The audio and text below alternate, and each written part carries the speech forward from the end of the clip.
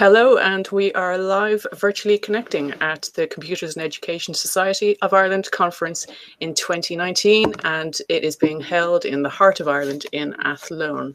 We have some fantastic on-site participants who are going to share their experiences from the conference so far, and we've got some virtual participants as well who will be joining in our conversation. So without further ado, I'll pass over to those on site to introduce yourselves. Okay, we'll go alphabetically. My name is Mags Ammond, and I was doing the welcoming introductory talk this morning.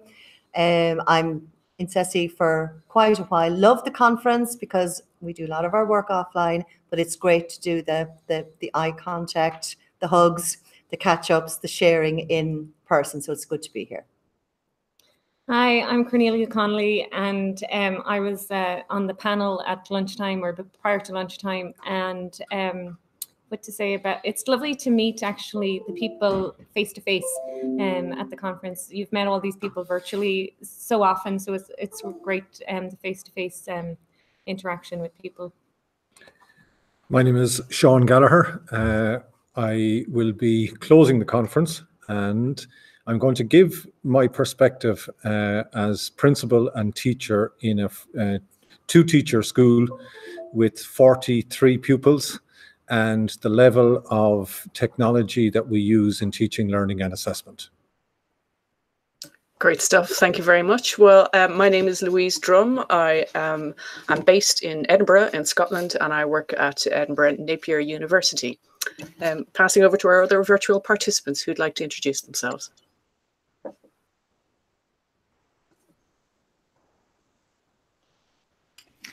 I can go. My name is Lee Wolf. I am based in Michigan. I work in Arizona, and my heart is often in Ireland. I've been a part of the CESI community since 2012 now. So it's odd to be on the virtual side of things, but looking forward to getting back over in April, where I can reconnect with some of the CESI people during the OER conference. Hey. Great stuff. Thank you. Laura, would you like to say hi? Hi, I'm Laura Tobin, and I'm in Mullingar, also in the heart of the Midlands. I can't be there today, but I'm a huge fan of CESI. I haven't had any direct involvement, so it's great to be able to virtually dial in.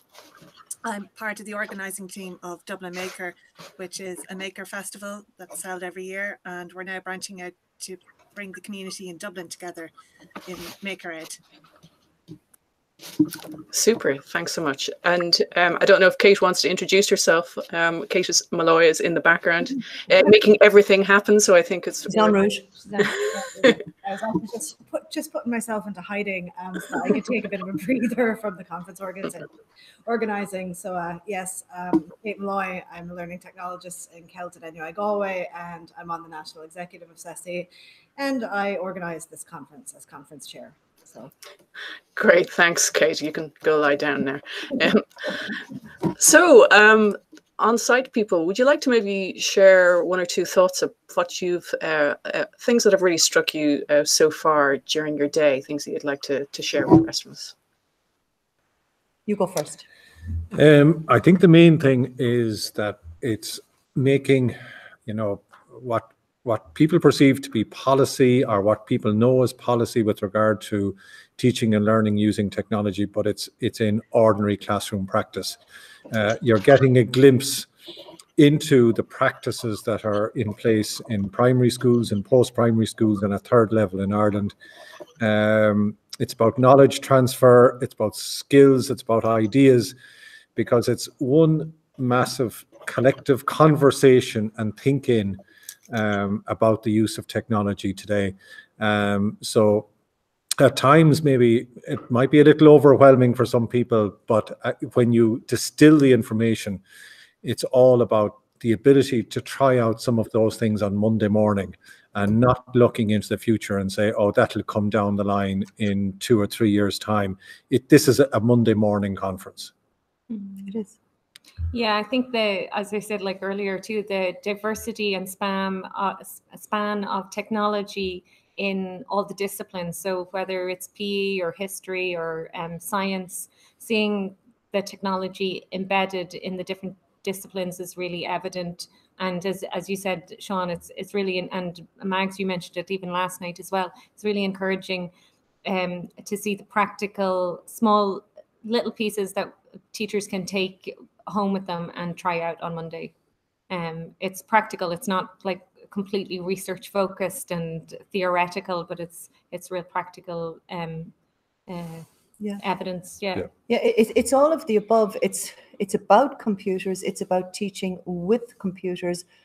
And now it's becoming about teaching about computers, because we're taking our first baby steps into introducing, we'll call it coding, computational thinking, computer science, to the 3 levels of let's say, the formative education of a child. The primary, where Sean's working, the second level, junior and senior cycles. It's like a big birthday bash is coming up this year. We are suddenly, after 40 years, wandering together in the world of ed tech, now actually having subjects to deal with our students. And as I said earlier, it is going to be a double-edged sword. It's going to be a big learning curve for us, because we've always worked as free range. Before this, we had free range to do whatever we would like to do, as long as it was educationally sound. Now we will also have some curricular values to live up to, and assessment. So it's kind of exciting. It's exciting. Great. Has anybody got any questions or anything? Any other points from coming up this morning? What do you think I suppose the threats and the opportunities of this new introduction of, as you say, this discipline within the different levels? What might be the risks that you could see? Well, risks might be, not being ready for it. The fear not being ready, or the fear of not being ready, might hold some schools back. I'm afraid of that everyone will say, let someone else dip their toe in the pool. I'm really thrilled about the huge number of schools that applied to be part of all pilots, and have, we're going to make the road as we walk it. We're going to learn together. There's an opportunity in teacher training as well, a fabulous opportunity. I think that's one of the interstitial spaces. We say 3rd level, and usually maybe I'm thinking of more the educational technology or the computer science department, but the teacher training colleges around the country have a huge opportunity here to make a generation of teachers who can go out there and do it the way we couldn't, do it both curricularly and creatively. If you see, both can work together. Fabulous. I would like, at the moment, to be a fly on the wall in teacher training college staff room development conversations. So I'm in that. Yes, that's right. So we have developed a program, and it's starting in September, on computer science and mathematical studies. And so what I see as one of the challenges is really in terms of embedding the methodologies around computer science. How do we ensure that teachers have the correct mindset, skill set, and tool set, I would say, to really teach computer science and coding, the conceptual understanding of it, not just focusing on the latest programming language or the latest devices, but that deep conceptual understanding of computing. So that's, as Mags alluded to too, there is like a kind of a worry or a fear out there that coding or computing isn't for me. I need to be a techie, I need to be a geek in order to teach it. So maybe trying to dispel that, and encouraging diversity amongst, making it accessible to everybody, and that both pre-service teachers would want to become a teacher of computer science, and also then encouraging children to take it in class. I think the biggest challenge, and yet I think it's an opportunity, will be the various stages at which children can engage, or pupils can engage with this new area of computer science. As a primary school teacher, I think that there are huge opportunities for children to engage with some of the basic skills. So the areas of computational thinking, breaking down a problem into steps, abstraction, etc. All of that is very, very possible. You don't have to name it as that in a primary school setting. And the advantage children would have then when they meet the subject at a deeper level at post-primary would be built on then at third level. Whereas I fear that some pupils will meet it for the first time when they go to first year in post-primary school, and maybe even for the schools who are not offering computer science, there may be some pupils who are not really engaging with the subject until they go to third level. So that's a system-wide challenge. As I'd adopt a very selfish point of view, I have 3 children who are still in primary school. I want them to have the opportunity to engage with this subject, and I don't want them disadvantaged along the way. So if their post-primary school is offering computer science, I want the foundations done in primary school. And I certainly don't want them getting to third level and maybe wishing to pursue a course in computer science or computer science related discipline, and they haven't got anything to build. They've no prior knowledge, skills or aptitudes to draw from. So that's... I think what's encouraging to see is, that the technology and computational thinking is kind of in certain schools is embedded in different disciplines, yes. But at the same time, the trajectory from primary to junior cycle to senior cycle isn't 100% consistent or achievable or accessible to all students in Ireland yet. Like, it depends on the school, it depends on the teachers, it depends on the principal or that. So there's still work to be done, but we're making progress. Yeah, and we also now we haven't teachers registered as computer science teachers yet or that. So that's definitely an area that the initial teacher education providers have to, and the universities have to fulfill and are fulfilling, like we're getting there. Yeah.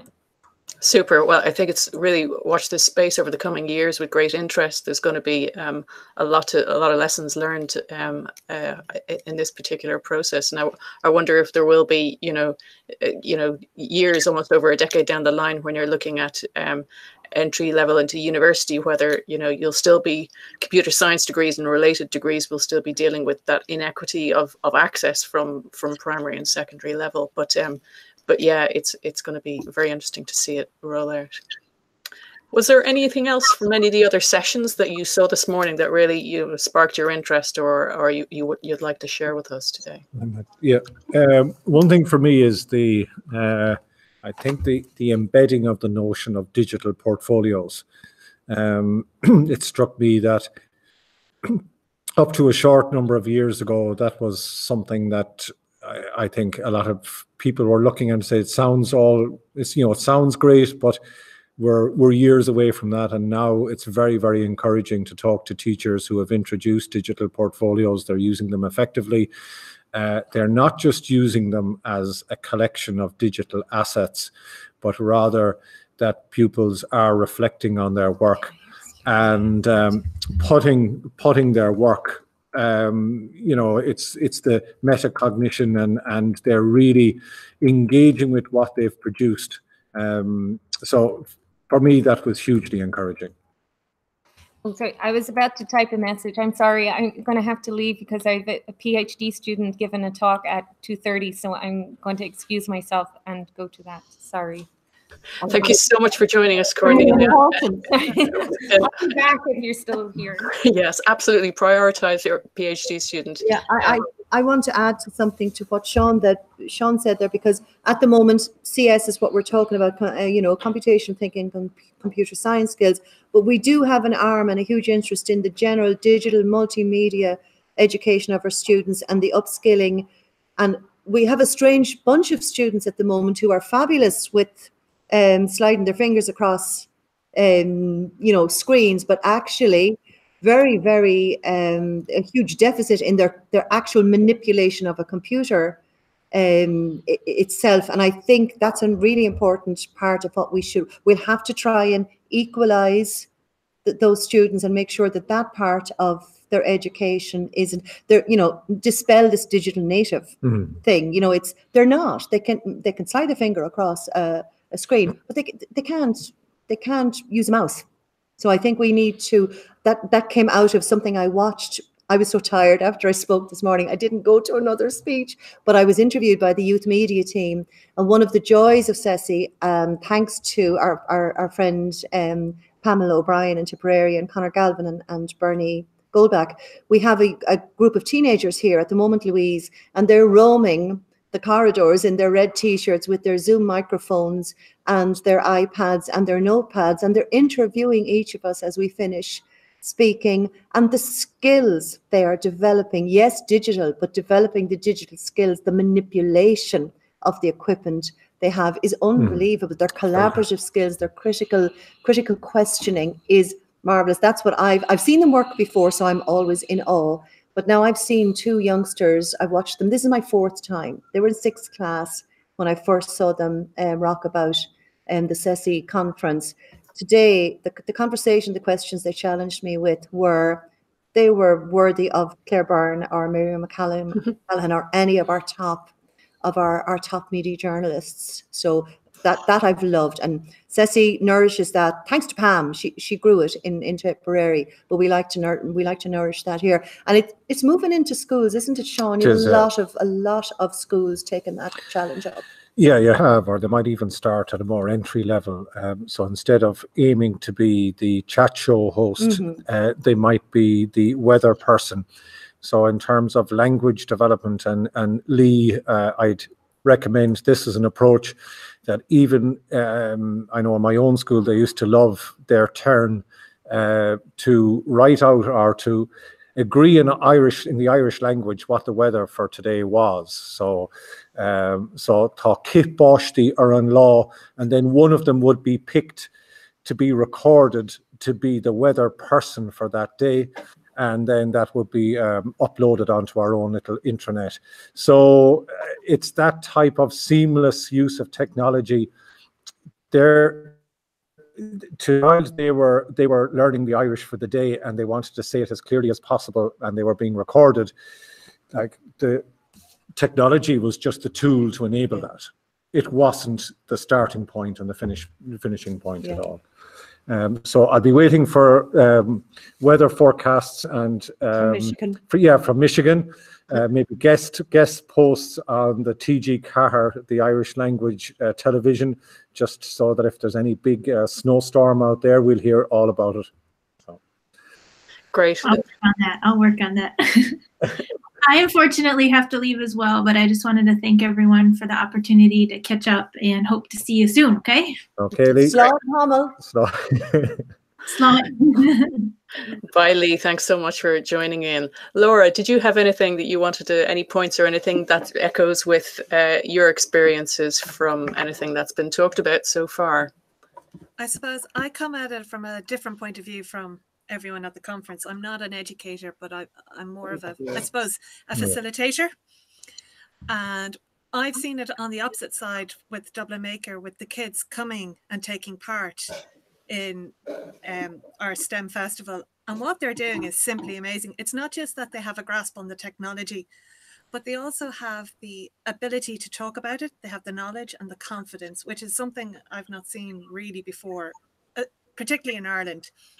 I know in the US they have show and tell, and there's things like that. But over here, I know when I was those kids' age, there's no way I could speak to a stranger about technology with the confidence and be able to talk about a wide range of uses for these technologies. It just simply astounds me. And the other thing is what came out of Dublin Maker. We had one of the European Digital Girls of the Year take part. And on our application form, she had mentioned that she wanted to take part because she had seen kids her own age the previous year. So that really struck me, that they were inspiring each other. like that this wasn't a festival just for adults. You know, technology isn't for after you finish college and get a job. It's for everyone. Yeah. So I think you guys are definitely doing your job. You can see the results now. Good. Yeah, I had to look at the Maker Festival website today with my own 2 children, and they were looking at it. So we've got it in the calendar for this summer. So it sounds quite amazing. So for people, it's a one-day festival on a Saturday in the summertime. So in the centre of Dublin, and you can go in, and it seems to be lots of different activities that children can get to do to get their hands on with different types of technology. And it's essentially what is close to my heart, that idea of using technology or anything to make, to create, to engage with the world. And I think that's such a powerful thing for children. Is that a good synopsis of it, would you say, Laura? That's it perfectly. Thank you. Okay. It's also one of the things I like, the intersection between what I've seen of Dublin Maker and their community, which I met through Laura, and our CESI community. It's a very open, it's a really, really open community. If you've got an idea, the door is never closed. It's lovely. And also, like, if you want to try something, we can facilitate joining you up with somebody, and vice versa. I know if I want to do something, I can reach out to Mags or anyone, and they'll be like, do you know who's doing that? Or do you know who'd be great? Greg. Hello, we've got another participant joined in. Hello, Greg. Sorry, folks, it was a little crazy this morning in my house. So we are live, so it's fantastic for you to join in. We're just discussing on site with Mags and Sean, and our virtual participant Laura as well. So we're just discussing the Dublin Maker Festival for Children. Sorry, I interrupted you there, guys. No, that's fine. Actually, well, maybe Greg wants to do an intro and say hi. Sure. My name's Greg McVeary. I'm a professor at Southern Connecticut State University. Been interested in kind of open pedagogy and just, define learning as make, hack, play, learn. So when I got invited to join and watch this virtual buddy session, I was really excited. So been following the conference along from, from across the way, and a little time shifted, but it's been fun. So thank you all for letting me join the conversation. So I'm guessing it's like post-breakfast, early morning, Saturday pancakes day there? French toast. The French toast is actually, you might see me leave and go get some French toast now in a little bit. Okay, that's what as I said, I'm post mac and cheese soporific here. So that's okay. Ask Sean the hard question. So do you want to give us maybe a preview of what you're going to be talking about later on, Sean? I am, I suppose what I'm going to do is take one of the core readings that I had as a student teacher in the late 1980s was Looking into Classrooms by Good and Brophy. And I rarely saw into classrooms, or the classrooms that were profiled were very middle class, and they were nothing like the demographic of class that I am in now.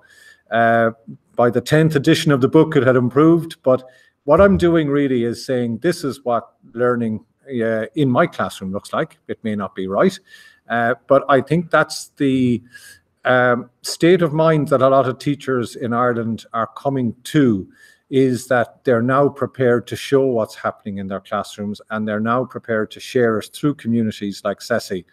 I'm also going to explore creativity, because it's actually very difficult to define, because normally we say, oh, something to grow, or does it happen at individual level, or does it happen at collaborative level as a team? Because if you look at, for example, you look at someone like Michelangelo's or J.K. Rowling, they were highly creative as individuals. But then you take some people like maybe Elon Musk or Sher Wang in HTC, they are highly creative, but they depend on an army of brilliant minds to work with them. So creativity can exist at those levels. And I was at there was an exhibition in Trinity College about 2 years ago that really stopped me in my tracks. And it was called The Creativity of Destruction. So people like Kalashnikov, the people who developed the atomic bomb, all of that really we have to have, is there a moral compass that comes with creativity? You know, so that, and often the teachers who introduce technology into a classroom, they're given a certain level of autonomy, but then when cyberbullying or something takes place, they're the first ones to be knocked back on their feet. And we cannot lose sight of the fact that it was the behavior, not the technology. And you have these innovators taking their first steps, and they're really, you know, doing their best, and suddenly they're knocked back in their tracks, and it's almost the negative forms of creativity. So, like, but that's to be expected. For every positive creative, you know, use of it, there's probably going to be a negative one used as well. So they're just some of the key points. I don't have my slides open in front of me here, but at least but really it's insights into the type of things that the children in my school were doing, and hopefully it will be of use to others in the audience. It sounds fascinating, Sean. I look forward to watching that. And I want to think about creativity too, not just in those other roles of not just on the maker, but like I'm the creative person who can make the event where the makers come. Like the thinking about the leadership as a creative outlet, and I've obviously been, like many of us, influenced a lot by Amy's work with that constraint, like providing how providing those constraints on creativity actually increases creativity. Versus I always approach it like, oh, creativity means give them free reign, all the free choice, versus no, you actually, like, when you provide these, you know, these narrow pathways, you actually open up more doors. So I've been like kind of exploring that with creativity myself. Yeah, that's an interesting perspective, Greg, because what I have found is that a blank page or a blank screen to a child is very scary. You have to provide the scaffold, you have to provide the stimulus. Maybe it might be a digital image, it might be some kind of triggers, you know, in order to stimulate that level of creativity. Yeah, some sort of catalysis, something catalytic. I think that's where the teacher's role will always, you know, outweigh the technology. I just want to weigh in on something Sean said about the moral compass and the values and the ethos. I actually think bringing technology to the classroom is it's a really, really practical way to start conversations around ethos and digital footprints and responsibility. And instead of banning stuff because it's caused, we're all getting attacked with the Momo thing, the way y'all are there. And instead of banning everything and saying, oh, banish all evil, it's a fabulous way to move into educational ethic and what's right and what's wrong from age 5 to age 105. So I'm glad you said that. And I'll just give you one example. I was teaching a Catholic school, so I was preparing a class for a confirmation, and we were going through there's the 10 Commandments, and there's a new book accompanying it, and under the commandment for you shall not steal is you shall not download images that are not your own. And it just stopped me in my tracks completely, because I thought, here we are, you know, and we kind of criticized the church for being having rules from 2,000 years ago, and yet someone in the church is thinking and saying we have to make this current. And it kind of made me think, well, maybe that's why they were written on tablets of stone. Oh, I like it. I like it. The original tablets. That's cool. It is, yeah. So I have that. Well, and I've always in the US, I always had a problem with that word digital citizenship, because it has the same kind of etymological history. When you really trace it back, it was like don't go to Napster and download songs. Yeah, that's how we kind of. I mean, it's evolved and the meaning has taken on, you know, new metaphorical pathways, but when you really get down to the etymological roots, it was like, uh-oh, this internet stuff is bad and kids are bad and they're going to do bad stuff, so we need to teach them. For me, it's like, I do this stuff online because it's the same reason you might volunteer at CCD or you might be a Cub Scout leader. Building community is not new. Like, we don't need, like, it's always been part of our teaching in our communities. And so I'm so glad to hear you say that, Sean, because we need to create these spaces for this kind of, I think, for that kind of risk taking, and to really learn moral practices because you have a safe space to make mistakes in. So I think you make such a good point. And yes, it was the original tablet. Well, there is. I have a very good friend who worked hugely on bullying for years and years, Maria, and her thing in the early days, we're talking 10, 12 years ago, when parents were worried about online bullying, her advice was to the parents was to step into the space and learn to walk. Like we have a generation at the moment where the children know how to navigate online and maybe the parents don't. And I loved her advice of parent evenings was learn that space. You don't have to live in it. You don't have to like it, but be prepared to walk through it and understand where your children are walking. Walk with them for a while. Learn the language. We teach the children the language we want them to know. Learn the language they're using as well. Gosh, we've got very philosophical. Yeah. What I love about this conversation is that, we started off talking about computational thinking and computer science, but then, it's seamlessly gone into talking about creativity and ethics and morals. And it is that idea when I was growing up, computer science was in a silo, and it wasn't creative. It was the opposite of creative, and of course it's not. That sort of interdisciplinarity is so important, and hopefully as these students that you're teaching and your teachers are involved will grow up, they'll be the ones who will be able to change that kind of way of thinking in silos about disciplines as they move through the educational systems. Super. I'm aware we've kept you now for over 40 minutes. Would you, Mags, I was just thinking, for anybody who didn't get to see you in fine form this morning, would you like to maybe give us a quick recap, if you wouldn't mind? Oh gosh, can I even remember? Because for one thing, Louise, I didn't say what I said I was going to say last night. I actually took it really, I really went to OCD, and when Katie gave me the 5-word listing, the theme for our conference, I opened 5 slides. That's my habit. I just opened 5 slides and fired everything I could think of from. I took it as speaking on behalf of the CESI community rather than to the CESI community, because I'm embedded in it, and it is a tribe. It's a strange tribe. As we said, we come from all levels and sectors of education. My other teacher professional network tribe was it was my science teaching group. We were very curriculum orientated, examination orientated. Yes, we shared practice, but in CESI, what I looked at was the freedom it's given me for years and years to be creative. You better tell me the 5, because I've forgotten now at this stage. We were talking about creative collaboration with computers and our practitioners' perspective. And the one I halted on was practitioner, because as teachers in Ireland, we don't tend to call ourselves practitioners. I'm a teacher. I practiced when I was training in a school. Then I went to a school and I became a teacher. So I'm pushing the practitioner. I love the idea of reflective practice, self-study reflective practice. Try it, fail, try again, talk to somebody. So I kind of pushed on that one. But the other one, because of the nexus we're at, kind of pushed the double-edged sword that we've had freedom to do almost anything. Our principals are very trusting for their IT teachers and CESI teachers.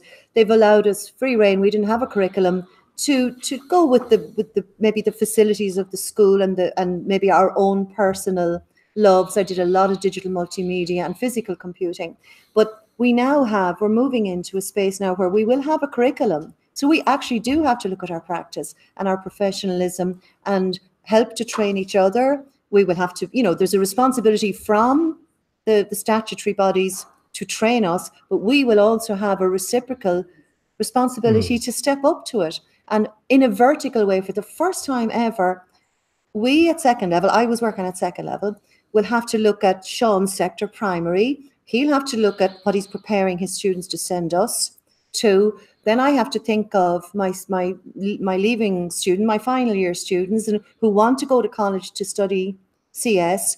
Will they be disadvantaged or advantaged, versus other students who are going there? So we're at it was the only grinchy kind of, warning bit. I said, we have to be prepared for this. We are officially the teacher professional network for these 3, and the junior cycle as well has an examinational short course. We're the teacher professional network who has to deliver this, and we have to look at our pedagogically as well as content. We have to train ourselves up to the content. We don't have a huge cohort. We're super good on the pedagogy.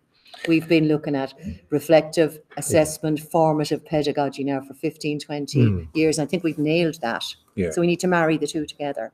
Yeah, I think what Mag's maybe what she encapsulated as well was the sense of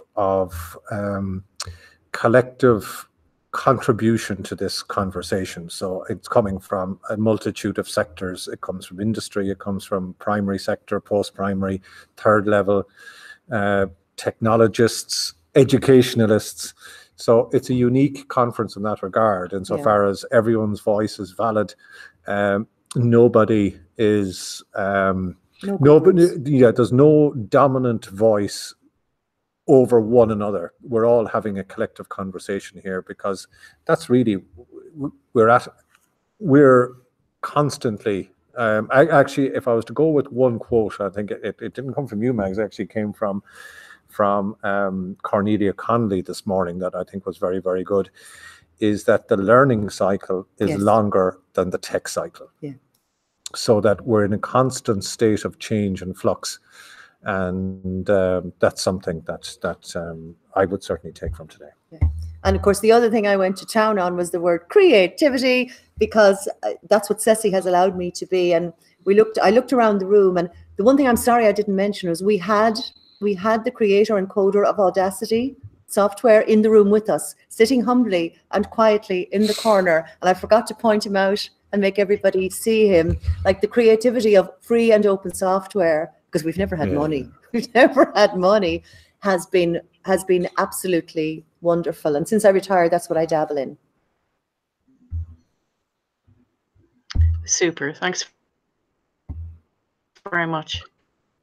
Is there anything else, or anything else anyone else we wind it up for the day? Okay, well, unless Greg's back in, unless he wants to throw something at us.